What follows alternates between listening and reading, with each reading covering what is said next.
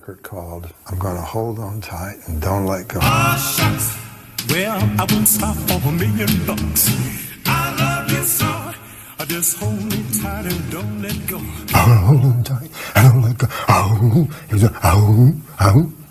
Elvis goes, that's gotta be the bottom part of my voice. And Elvis just grabbed it.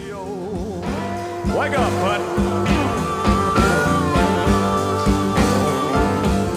Well, I wanna kiss you, baby. Norbert Putnam has the proud distinction of being Elvis Presley's main studio bass player of the 1970s, playing on a total of 7 studio recording sessions from June 1970 in Nashville through to February of 1976 at Elvis' makeshift studio in the den of his Graceland home, now known universally as the Jungle Room. He is as important to Elvis Presley's sound in the studio as Jerry Chef's bass was on the road. Norbert Putnam is a fantastic guy, a wonderful musician with an incredible resume of work, a famed Muscle Shoals rhythm section member, record producer, and more importantly to us, he is a great keeper of the flame when it comes to Elvis Presley. Staunchly so. All these factors make it really difficult for us to contradict the weight his voice carries. Not for 1 minute do we think Putnam intended his words to harm Presley. We genuinely believe that in good faith, Norbert Putnam has simply made an error. His comments made during the 2017 BBC4 documentary, The Rebirth of the King, really do need to be addressed and countered with factual evidence, and not merely an assumption of a clouded memory. You will see what we present today will totally refute Putnam's words. As always, we will do it in the most respectful way possible. This is not a ploy to discredit Norbert Putnam in any way, shape or form, but merely an opportunity for us to give a truthful account of the history and how it actually happened. Among the comments where Putnam's words are heard, whether it be YouTube or numerous other social media platforms, you will read hackneyed accusations levelled at Elvis. The mainstays are thief and cultural appropriator. Rest assured, as unpalatable and untruthful as these are the ones we can repeat. This cannot go unchallenged or be allowed to continue. We hope you see the merit of this video. We hope we have created a framework to the truth. A point well worth remembering: it should be very difficult to lie about Elvis Presley in today's modern era of technology. The internet, after all, is a great tool for everyone to research the truth if they so seek it. And that is a big if. Isn't it about time the written word and the spoken word about Elvis Presley started at the very least with the truth? This has gone on for far too long. Throughout, dates and timelines will be mentioned as they are hugely important to the truth and the history of Roy Hamilton and Elvis Presley. We cannot tell the story any other way. After all, this is how it happened. Ain't it surprising how time slips away?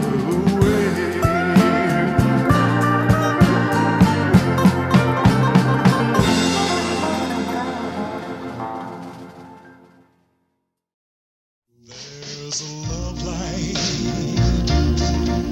in your eyes. just moonlight above.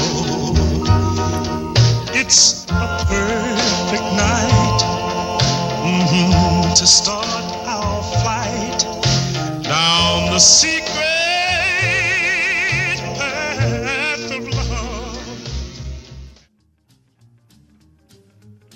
The golden boy of song, as he was known, Roy Hamilton, whose powerful baritone voice brought soul to the American songbook.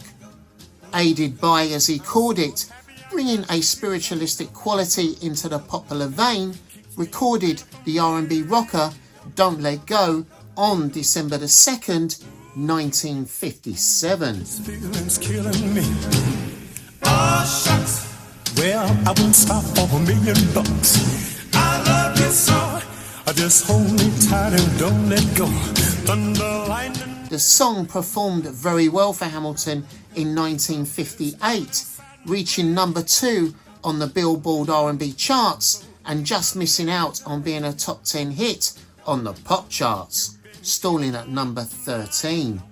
The song was written by R&B musician and songwriter Jesse Albert Stone, who also wrote under the pseudonyms of Charles Calhoun and Chuck Calhoun. In 1954, Stones wrote his most well-known hit, Shake, Rattle and Roll, a number 1 smash for Big Joe Turner for Atlantic Records on the R&B charts of the same year, instantly becoming an all-time rock and roll classic.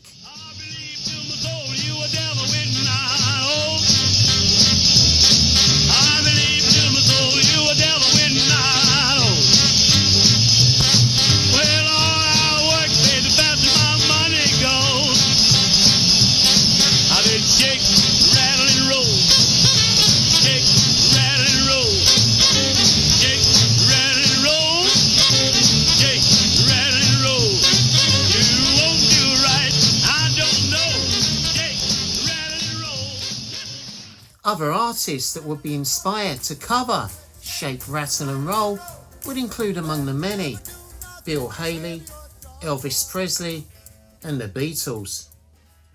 Presley of course would release it as a single and it would appear on an EP in September of 1956. You will see that I will use the words inspired, respect and influence a number of times, because that was the basis of Roy Hamilton and Elvis Presley's association, and of course, latterly, friendship. Important to note that inspiration, respect and influence flowed both ways from man to man and artist to artist.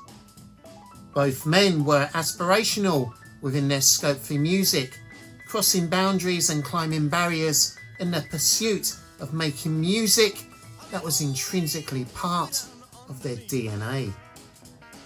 Interestingly, Hamilton's record, Don't Let Go, was produced by songwriter Otis Blackwell, who of course had strong connections with Elvis Presley. Blackwell had written 2 of Elvis Presley's biggest hits to date, both reaching number 1 on the Billboard Hot 100, Don't Be Cruel and All Shook Up.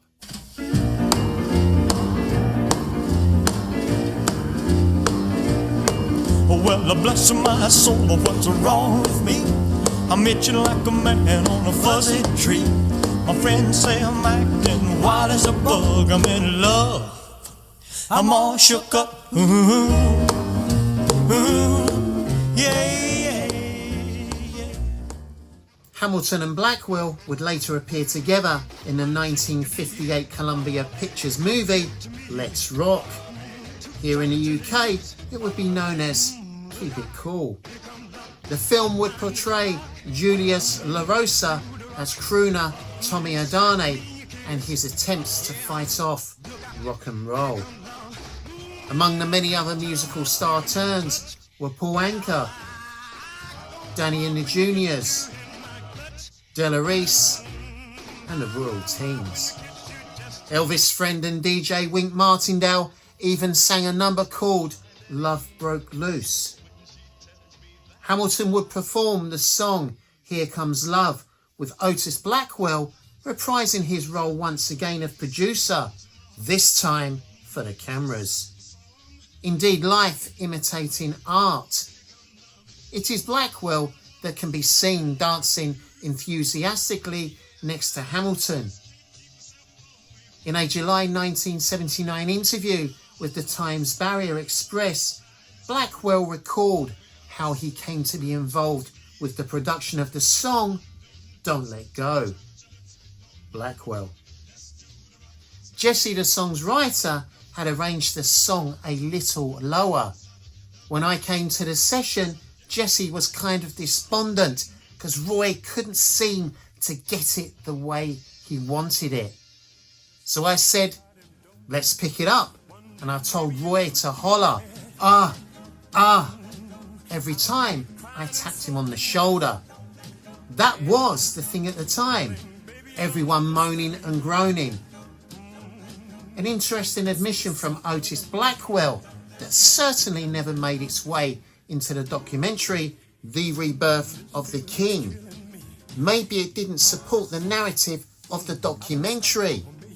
After all, we are led to believe that Hamilton's vocal style was the inspiration for Elvis Presley's 50s rock and roll career and his return to live performing in Las Vegas 1969.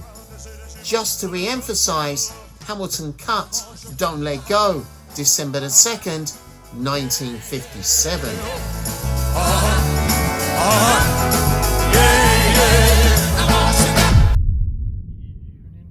Shadows make me blue when each weary day is through. How I long to be with you, my happiness. Presley's first recorded vocal occurred on July the 18th, 1953 at Sun Studios' Memphis recording services, where he cut a private demo for himself, My Happiness, and that's when your heartaches begin. That's when your heartaches begin. Though far from realised, of course, but still very recognisable, even in his somewhat timorous delivery. That's when your heartaches begin.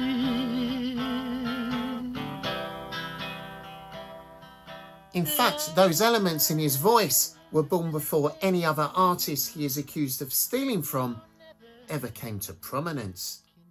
This cannot be disputed within the time frames and chronological order.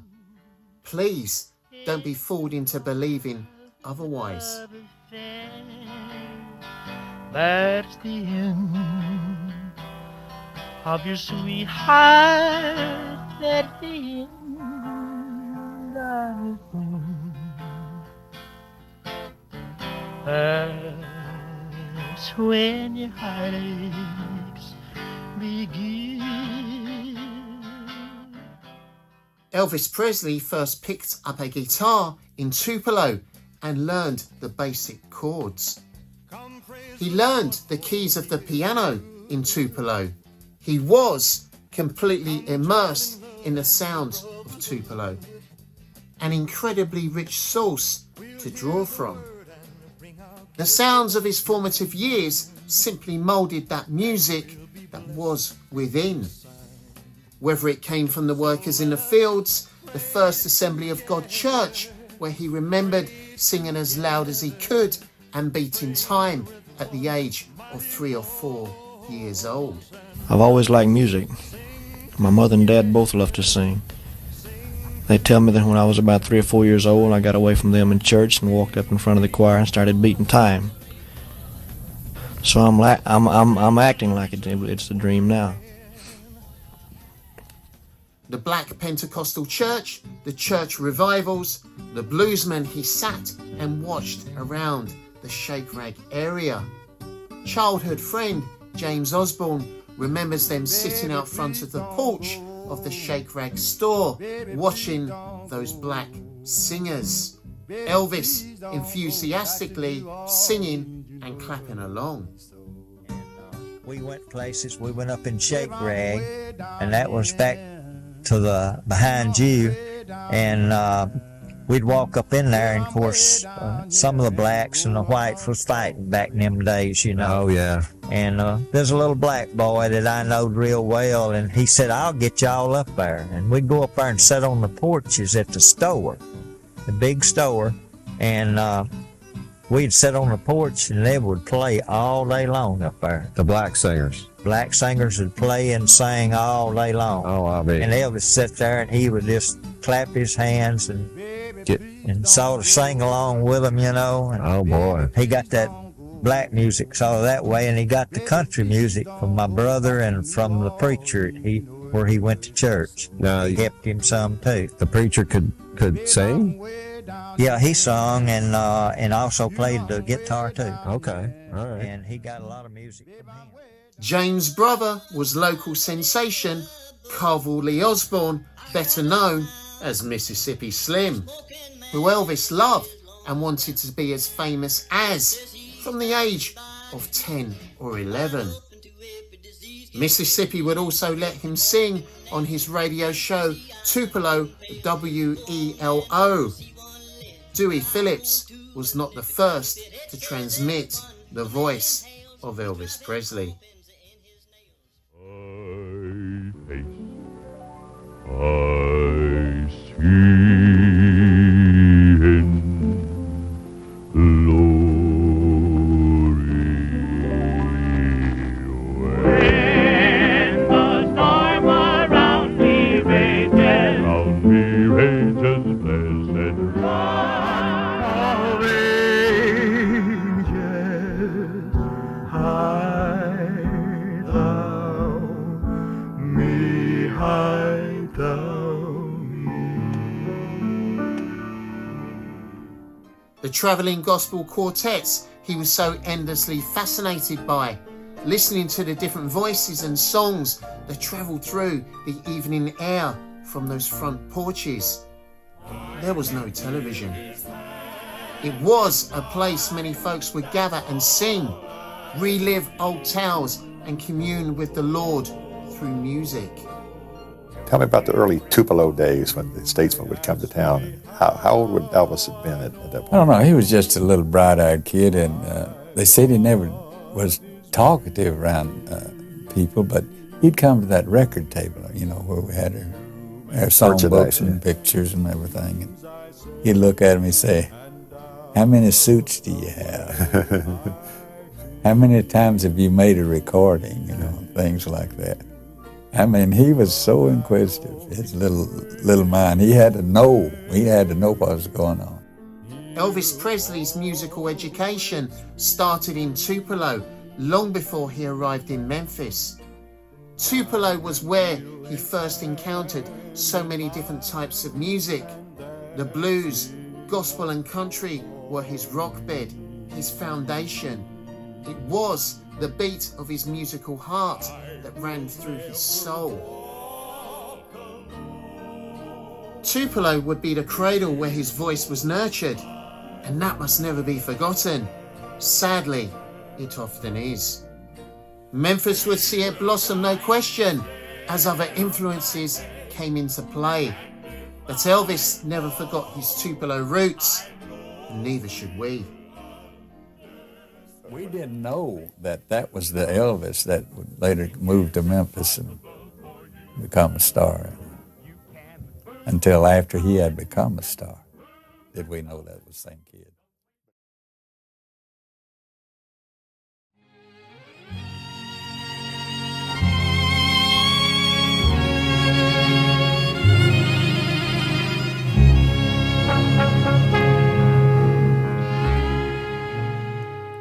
Roy Hamilton started his musical education in Leesburg, Georgia at the tender age of 6 for his church choir.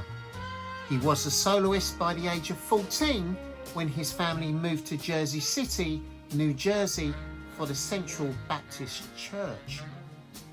His musical influences ranged from singers such as Frank Sinatra, who impressed him with his technical ability. It lingered there to touch your hair and walk with me. Also, greats such as Ella Fitzgerald, Nat King Cole and Harry Belafonte. He would be drawn to singers that caught his attention with their technique. Interestingly, Hamilton, like Presley, cited Billy Eckstine as a singer he admired and was influenced by. If I told a lie, if I made you cry, when I said goodbye, I'm sorry. From the bottom of my heart, Beyond the Bend. Take 2. From your bottom? Hamilton described to the St. Paul Recorder newspaper in February of 1955 that his own unique singing style was about 50% the gospel field, about 30% popular, and about 20% semi-classical, with a touch of rhythm and blues. He won several amateur singing contests. Among them would be a first place in 1947 at the famous Apollo Theatre, New York. In 1948, Roy became a member of the gospel quartet, the Searchlight Singers, singing in churches and concerts. In 1953, the group collectively agreed to split. So after my group, the gospel group broke up, and each one went in its own direction. What was the name of that group? The Searchlight Gospel Singers. We were pretty good around the New York, New Jersey, Philadelphia area, Pennsylvania. And each one went their own way. I think one of them came out here someplace named Sonny Wright. And I just went back into the popular field. And at that time, I had something different to offer. Mm-hmm. And the public accepted it. and as we kiss through an embrace, I can tell, I can feel you are there, you are real, really mine. But Roy continued in the belief of his own ability that saw him yearning for the solo spotlight. Hamilton would be discovered singing in a Caravan nightclub, Newark, New Jersey, by Bill Cook, an influential disc jockey, television personality, and songwriter. Cook would later become his manager and would get him signed with Columbia Records. Columbia would assign him to their R&B subdivision, OKEH Records, eventually placing him on their new pop subsidiary label, Epic Records.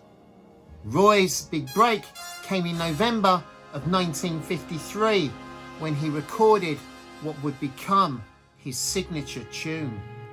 When you walk through a storm, hold your head up high. Released just after the turn of the year, his powerful version of You'll Never Walk Alone from the musical Carousel would prove to be a pivotal moment. At the end of a storm is a golden sky and the sweet silver song of love. Roy had been singing the song as part of his live act since 1947.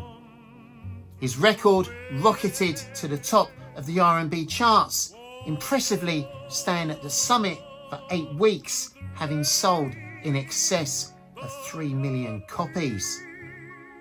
Importantly, it had crossed over on the pop charts, just missing the top 20. More chart success followed in 1955 with the magnificent Unchained Melody, another R&B #1 hit. Darling, I've hungered for. But this time cracking the top 10 of the Billboard pop charts, climbing as high as number 6. Time goes by so slowly, and time can do so much. Oh, you still mine, I need love. Hamilton had truly arrived. He would become Epic's first recording artist to appear in the top 10 pop charts. Quite a feat for a semi-classically trained singer. Hamilton from 1954 to 1961 was Epic's most successful artist, giving them their first 2 #1 chart successes on the rhythm and blues chart. He racked up 8 top 10 R&B hits over a career that spanned 15 years, including If I Had Loved You, Ebb Tide, Hurt, Forgive This Fool, and his last hit coming in 1961 with You Can Have Her, that reached number 6 on the R&B charts and number 12 on the Billboard Hot 100. She didn't love me anyway. She only wanted someone to play with.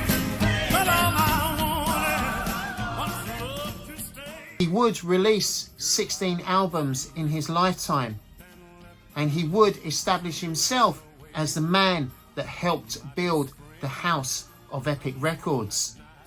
A wonderful legacy. When daylight comes, she's gone again. Well, you can have her. I don't want her. She didn't love me anyway. How many takes, for example, did you do on You'll Never Walk Alone? Do you remember how many times? I believe it was 7.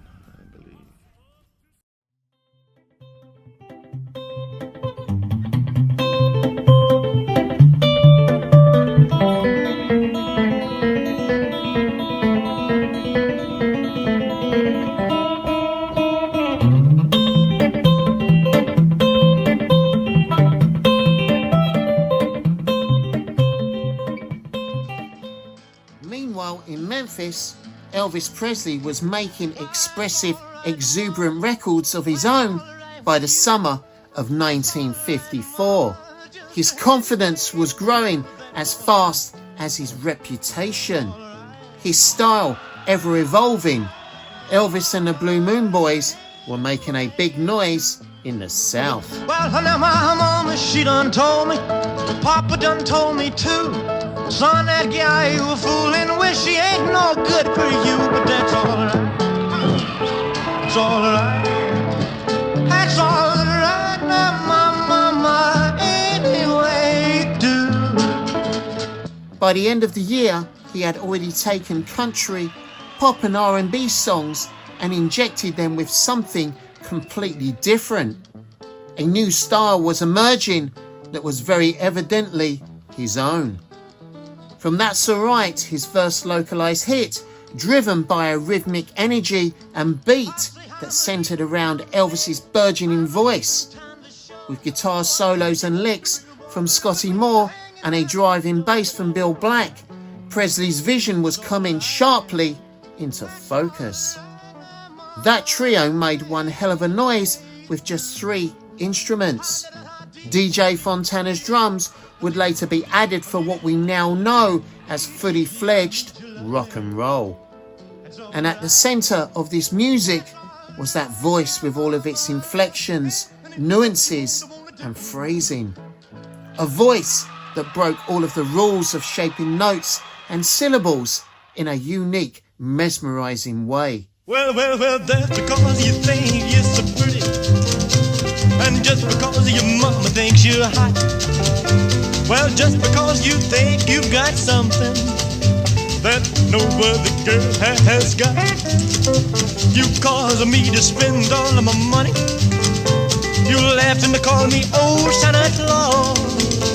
Well, I'm telling you, baby, I'm through with you, because we'll just be a voice that can mimic the beat of the drums, the perfect pitch of the piano keys, and the ferocity of a guitar solo.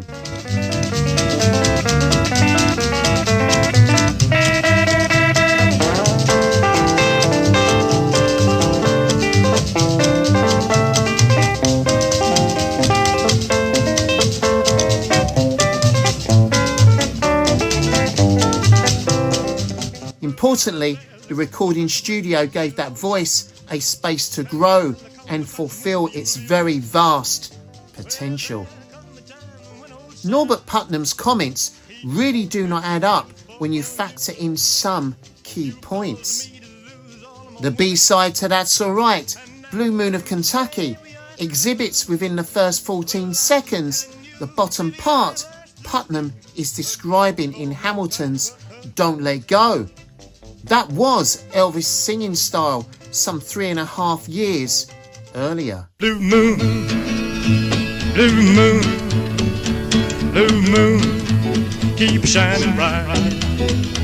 Blue moon, keep on shining bright. You're gonna bring me back, my baby, tonight. Blue moon, keep shining bright.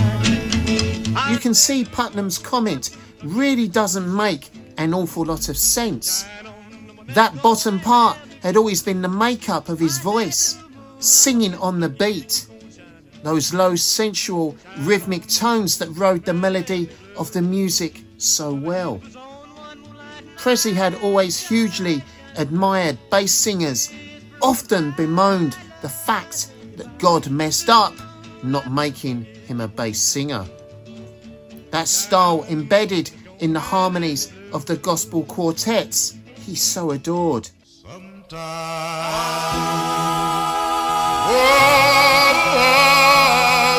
Sometimes I feel like I'm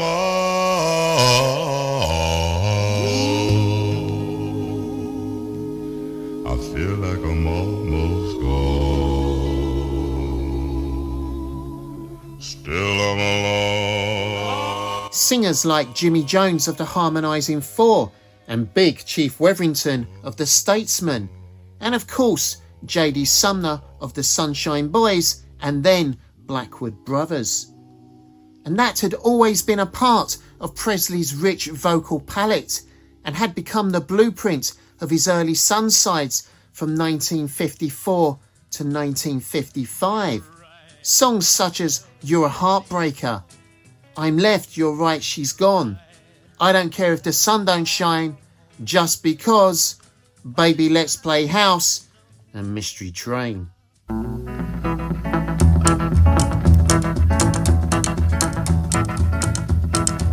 Train I ride, 16 coaches long. Train I ride, 16 coaches long. Well, that long black train got my baby and gone. And a selection of hits from 1956 to 1957. The examples are endless. If you wanna be loved, baby, you got to love me too. If you wanna be loved, baby, you got to love me too. Do you think I feel? Well, I know your love's not real. What I'm mad about is just to get about. How do you think I feel? Make me feel at home. if you really care. Scratch my back and run your pretty fingers through my hair. I'll be your slave if you ask me to. Even in the slower numbers, you can hear Presley riding the beat with that bass inflection. Have I told you lately that I love you? Could I tell you? His voice in perfect harmony, riding the song. Have I Told You Lately That I Love You is a classic example of this. Presley had ramped up his style of singing in 1957. This style would be what many other singers tried to imitate. An overemphasis of the lower register that still happens to this day. When I'm sleeping,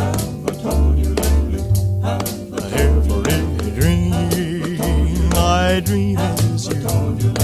The song I'm Gonna Sit Right Down and Cry Over You, recorded by Roy Hamilton in 1954, and the B-side of You'll Never Walk Alone, was also recorded by Elvis on January the 31st, 1956 at RCA Studios, New York, and would appear on his debut album. If you'll ever say goodbye, if you ever even try, I'm gonna sit right down and cry over you. We know from Elvis Presley's own record collection, catalogued by Graceland and EPE, that Hamilton's singles and albums were well-worn additions amongst his huge collection of records, which included over 1,000 albums. Comparing both records, Roy's original has so much swing and is taken at a far more leisurely pace, certainly more rhythm than any blues, with saxophone as the main accompaniment to his voice. Gonna tell my mama, tell my papa too, so they'll know exactly what I'm gonna do. If you ever say goodbye, if you ever even try, I'm gonna sit right down and cry over you. Elvis literally races through his version. Shorty Long's piano rides the song like the saxophone in Hamilton's. DJ's drums and Scotty's guitar solo beef up the song to give it the new sound Presley was defining within his music. Every day, I'm gonna love you more and more in every way. And if you ever say goodbye, if you ever even cry, I'm gonna sit right down and cry over you.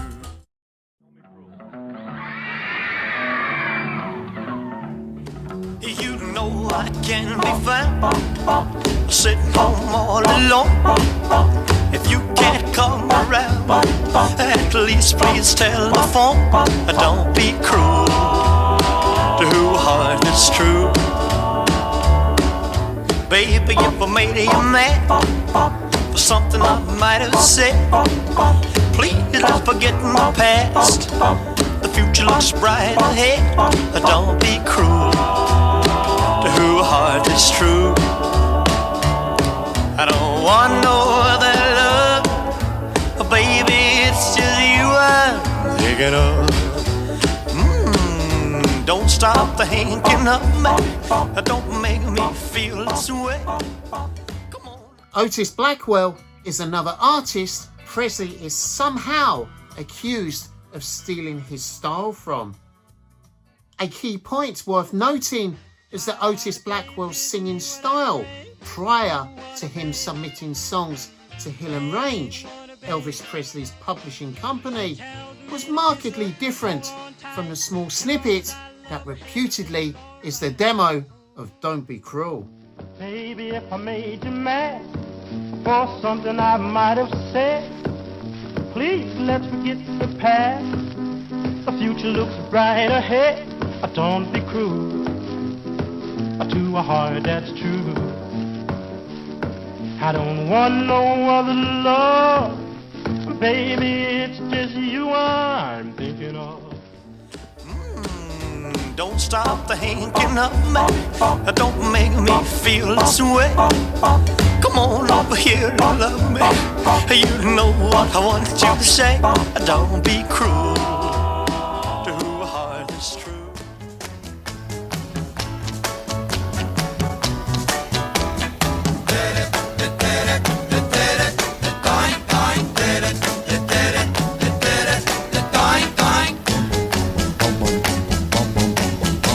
I love you. I truly, truly love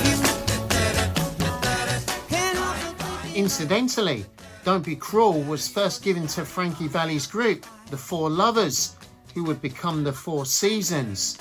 Valli was a friend of Blackwell's. But the songwriter took back the song from the group, instead offering them another potential chart hit, You're the Apple of My Eye. His focus had switched, earmarking the song's undoubted potential to the hottest up-and-coming singer in the nation. To give you an insight into the recording studio, immediately on hearing a demo of Don't Be Cruel for the first time in July of '56 at RCA Studios, New York, Elvis asked for another playback. He picked up his guitar and started working on the structure for the song. He then sketched out a rough arrangement on the piano, showing Shorty Long the notes on the lead sheet. Next, he gathered the Jordanaires around the piano and worked out their parts. Scotty's role would be simpler, no guitar solo, his guitar prominent in the mix literally at the beginning and at the end, playing that now famous intro and a solitary strum to take the song home. Percussion would come courtesy of Elvis, creating a natural rhythmic beat that Blackwell created from beating on a crude cardboard box. Presley's interpretation was the back of his leather-encased guitar, something he would revisit with other songs. The following year, he would tell Charles O'Curran, the choreographer for his movie Loving You, that he had been working on the song Teddy Bear before he recorded it. Charles, just before starting to actually record, he said to me, I want this to be a big hit. To ensure that, I'm going to give it my special treatment. Whereupon he turned his guitar over and beat the tempo on the back of the instrument, the strings making a different sort of sound as they vibrated. There, that's a little extra. I give only tunes I want to be hits, he admitted with a grin. Around my neck and lead me anywhere. Oh, let me be your teddy bear. I don't wanna be your tiger, 'cause tigers play too rough. I don't wanna be a lion, 'cause lions ain't the kind you love enough. Teddy Bear, I always wanted to do it as a slow, sexy song. Slow, sexy ballad with my original sexy lyrics. Well, let me be. Oh, let him be. Oh, Teddy Bear. If you were going to make a demo for an Elvis Presley song, you tried to get Otis to make the demo. So Otis Blackwell didn't come. So I had to sing, and I got the world's worst voice. I don't wanna be a tiger, 'cause tigers play too rough. I don't wanna be a lion, 'cause lions ain't the kind you love enough. Just wanna be your teddy bear. Put a chain around my neck and leave me anywhere. Oh, let me be. Oh, let him be. Oh, teddy bear. On January the 6th, 1957, Elvis would once again perform his 6-week #1 chart topper, Don't Be Cruel, in New York. At least please telephone.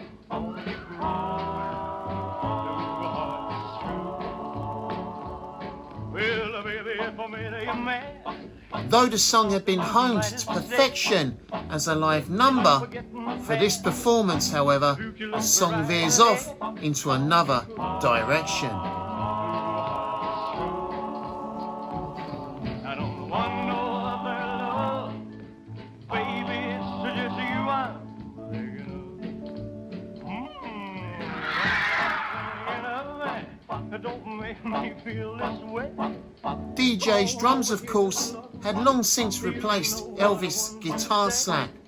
Scotty's guitar is now far more prominent than in the studio mix. But it is Elvis' playful phrasing that steals the show, heavily nuanced by seeing Jackie Wilson perform the song in Las Vegas the previous November. On December the 4th, 1956, Elvis infused about Wilson's take on the song that had eclipsed his own. This guy in Las Vegas, Billy Ward and his dominoes. Billy Ward and his dominoes. There's a guy out there who was doing a takeoff on me. Don't be cruel. He tried so hard until he got much better, boy. Much better than that record of mine. Oh no! Wait now.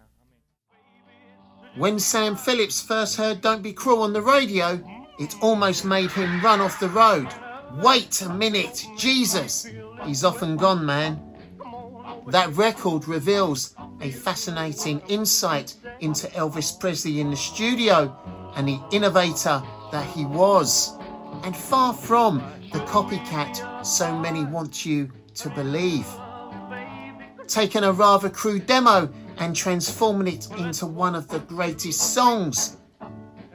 Demonstration records had always served a purpose, as a reference to represent the songwriter's ideas for an artist to interpret and create. It is common practice throughout the music industry. Just something to think about. All artists influence one another. That is fact.